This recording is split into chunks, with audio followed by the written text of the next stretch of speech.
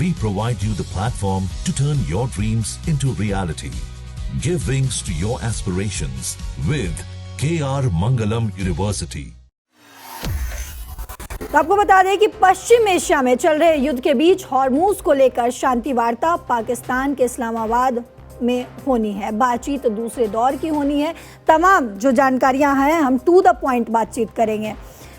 कई ऐसे मुद्दे भी चल रहे हैं इजराइल ईरान युद्ध के बीच। कई ऐसे मुद्दे चल रहे हैं जहां सीज फायर को लेकर बातचीत तेज हो चुकी थी, तो वहीं अब वो सीज फायर जो है पाकिस्तान यानी कि इस्लामाबाद में होने की तैयारी में है, लेकिन पूरी तरीके से इस पर ईरान ने इनकार कर दिया है। बातचीत दूसरे दौर की होनी है, लेकिन जो बड़ी जानकारी है वो ये है कि ये वार्ता फेल होती हुई नजर आ रही है।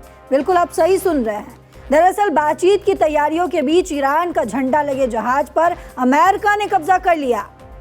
यानी कि अब देखिए, एक तरफ जहां ईरान ये कह रहा है, ये ऐलान कर रहा है कि स्ट्रेट ऑफ हॉर्मूज को सीज फायर तक हम खोल रहे हैं, उस पर अमेरिका के राष्ट्रपति डोनाल्ड ट्रंप भी कहते हैं थैंक यू ईरान। अब देखिए, अमेरिका ने ईरान के जो शिप्स हैं उस पर कब्जा कर लिया, उस पर ईरान ने भी प्रतिक्रिया दिखाई, जिसके बाद ईरान ने ओमान की खाड़ी में अमेरिकी सैन्य पोतों पर ड्रोन हमले कर दिए। हालांकि ईरान की ओर से किए गए ड्रोन हमलों से किसी नुकसान की कोई बड़ी जानकारी सामने नहीं आई, लेकिन ईरान की सबसे बड़ी सैन्य कमांड इकाई खातम अल अनबिया सेंट्रल हेडक्वार्टर्स ने जवाबी कार्रवाई की पहले ही चेतावनी भी दे दी थी। जी हां, और अमेरिकी नौसेना की कार्रवाइयों को युद्ध विराम का उल्लंघन बताया था। उसने कहा था कि वो अमेरिकी नौसेना की इस हथियार बंद लूट का जवाब भी देगा। तो वहीं अमेरिकी राष्ट्रपति डोनाल्ड ट्रंप ने भी ये साफ कर दिया कि अमेरिका ने अपनी नौसैनिक नाकेबंदी के तहत खाड़ी में ईरानी झंडे वाले एक कार्गो यानी कि मालवाहक जहाज को रोक लिया है। यानी कि ट्रंप ने ये साफ कर दिया था कि उसने हमला किया है ईरान पर। ट्रंप ने लिखा कि आज एक ईरानी झंडे लगे जहाज टोस्का ने नेवी ब्लॉकेड को तोड़ने की कोशिश की और उसकी ये कोशिश नाकाम रही। ये जहाज 900 फुट लंबा है और लगभग एक एयरक्राफ्ट कैरियर जितना भारी भी है। वो आगे कहते हैं कि अमेरिका ने जहाज को रुकने की चेतावनी भी दी थी, जिसे नजरअंदाज कर दिया गया। इसीलिए हमारी नेवी शिप ने उसके इंजन रूम में हमला कर उसे वहीं रोक दिया। तो सर, आपसे समझना चाहूंगी कि इस युद्ध के बीच जहां सीज फायर की बात हो रही थी, अब जहां दूसरे दौर की बैठक होने जा रही है इस्लामाबाद में यानी कि पाकिस्तान में, अब तो ये पूरी तरीके से विफल होती हुई दिख रही है। देखिए, इसमें 3-4 चीजें हैं और 3-4 इसमें प्लेयर्स हैं और कई इश्यूज हैं, उसको आपको एक एक करके समझना पड़ेगा। बिल्कुल। सबसे बड़ी बात यह है कि ईरान में ये कह नहीं चाहता है कि वो सरेंडर करता हुआ दिखे। अपनी जनता भी 9 करोड़ की जनता है, उसको ये मैसेज देना जरूरी है कि ईरान इस युद्ध में विजय रहा है। जी बिल्कुल। वहीं डोनाल्ड ट्रंप को भी अपनी जनता को ये दिखाना है कि हम विजय रहे हैं। अब एक दूसरा फैक्ट ये है कि अब आगे युद्ध जो है वो अमेरिका भी नहीं चाहता है और ईरान भी नहीं चाहता है। जी बिल्कुल। कहीं ना कहीं से लगता है कि ये खत्म होना चाहिए, लेकिन जीत के रूप में खत्म होना चाहिए। जी। एक तीसरा इसमें प्लेयर्स जो हैं, मैं इजराइल की बात नहीं कर रहा हूँ, इजराइल तो अमेरिका जो कहेगा वो करेगा। तीसरा जो प्लेयर्स है वो खाड़ी के अन्य देश हैं, जिन देशों पे से ओमान है, कतर है, बहरीन है, यूएई है, सऊदी अरब है, ये इन तमाम देशों पे निशाना बनाया था ईरान ने। जी। अब वो देश कह रहे हैं कि हमें जितना भुगतना था, जितना नुकसान होना था वो हो चुका, लेकिन अब ईरान जो है ये आगे परमाणु शक्ति न बने, ये एक हेजोमनी, एक बहुत पावरफुल देश के रूप में आगे फिर ना आ जाए, क्योंकि 10 साल 20 साल बाद फिर सिचुएशन वही आएगी। ये पूरा पक्का इंतजाम करना जरूरी है। जी, तो बिल्कुल। एक अमेरिका के ऊपर उनके जो दोस्त जो हैं खाड़ी के देश, उसका भी दबाव है। ये तमाम फैक्टर जो है वो एक साथ आके जुड़ते हैं।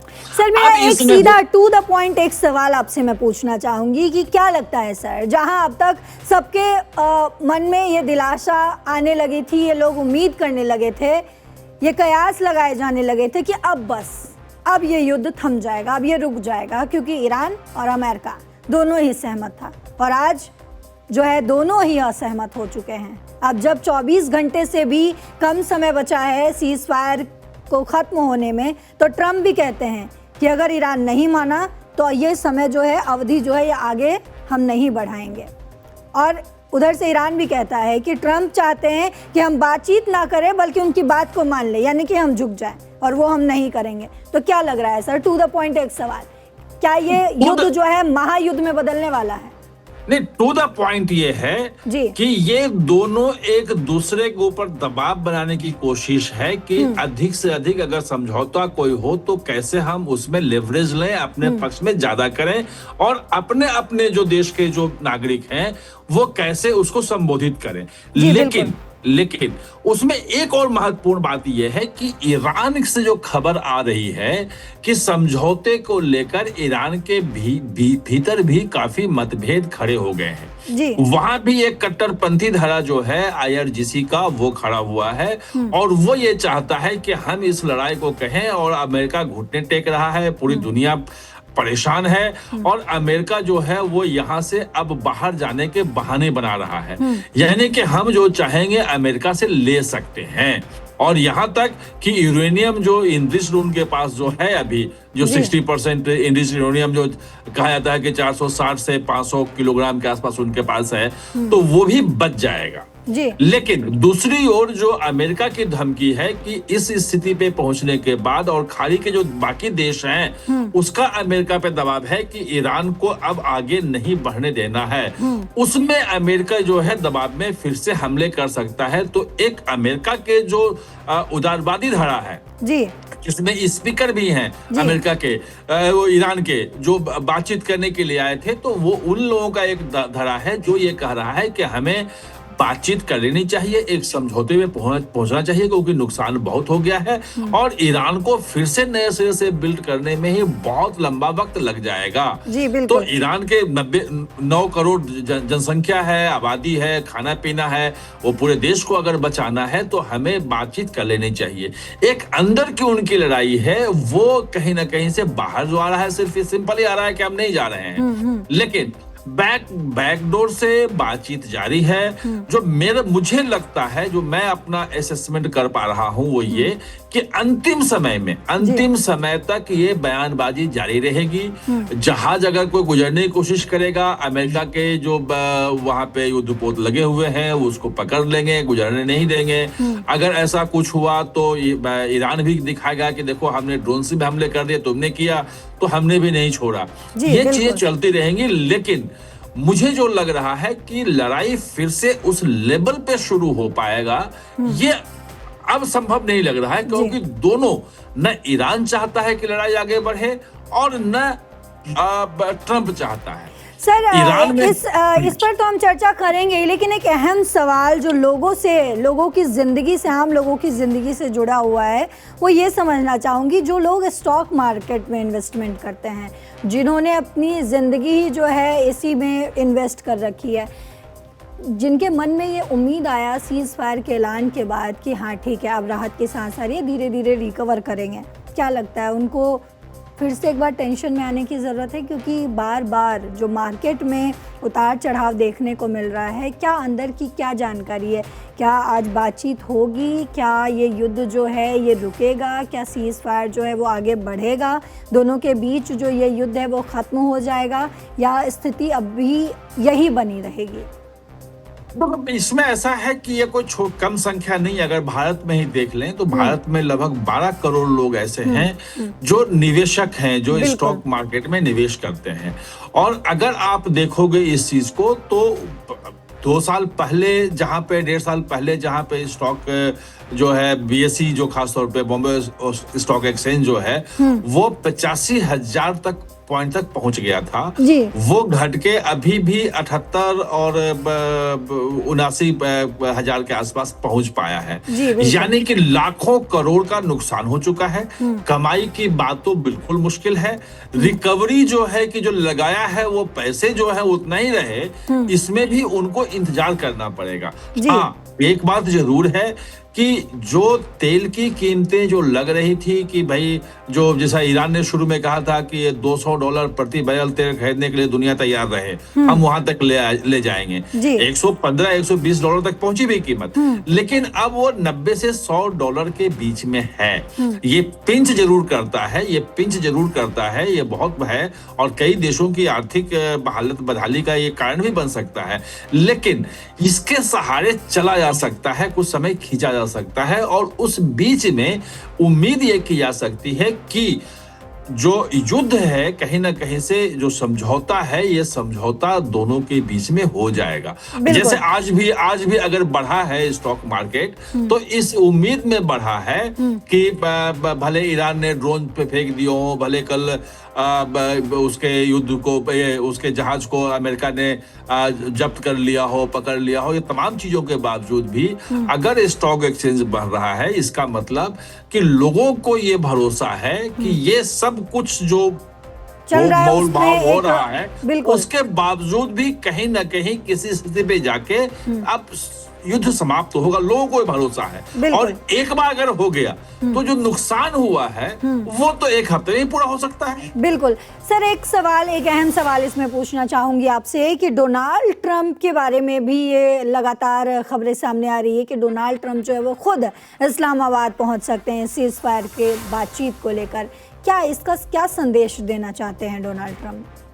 नहीं, उन्होंने खुद कहा था कि अगर वहां से कोई सीनियर आते हैं और अगर कोई फाइनल समझौता हो रहा होता है तो उस पे वेट करने के लिए, मतलब एक वजन रखने के लिए कि हम इस समझौते को मानने के लिए अमेरिका बिल्कुल प्रतिबद्ध है, तो राष्ट्रपति डोनाल्ड ट्रंप ने कहा कि हम भी जा सकते हैं। ये उन्होंने खुद कहा भी था।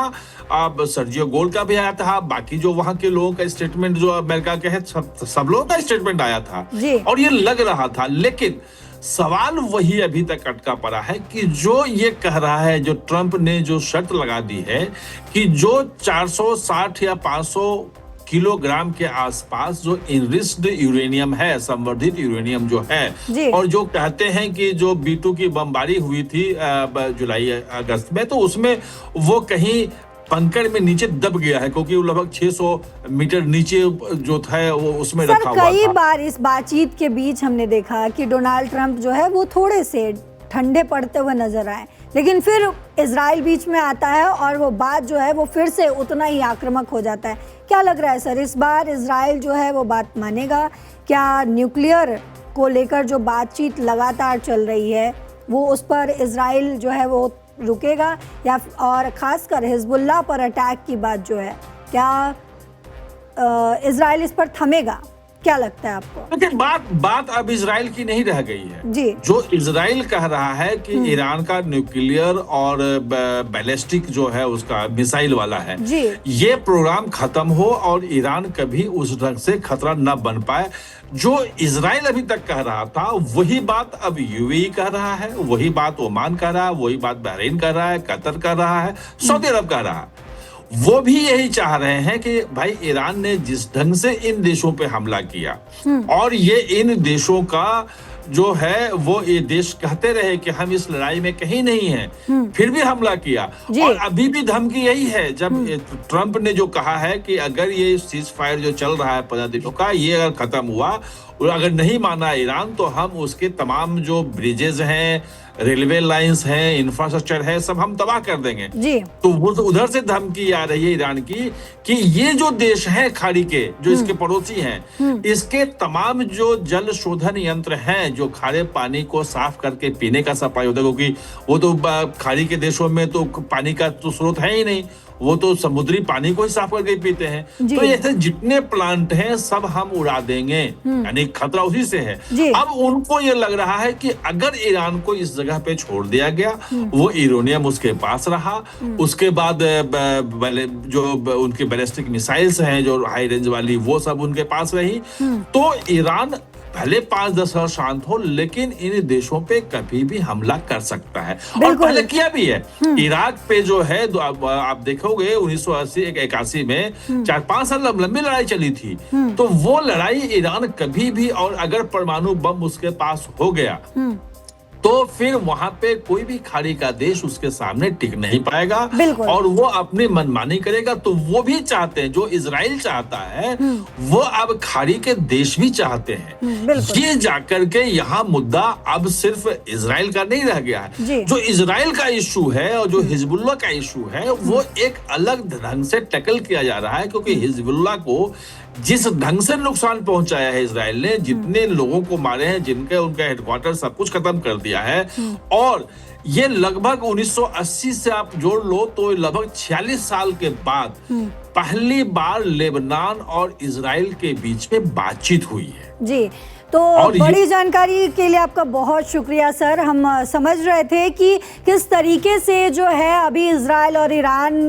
के बीच युद्ध चल रहा है और इस बीच डोनाल्ड ट्रंप जो है वो बातचीत के लिए इस्लामाबाद पहुंचने वाले हैं। इस पर तमाम अपडेट्स लगातार सामने आ रहे हैं।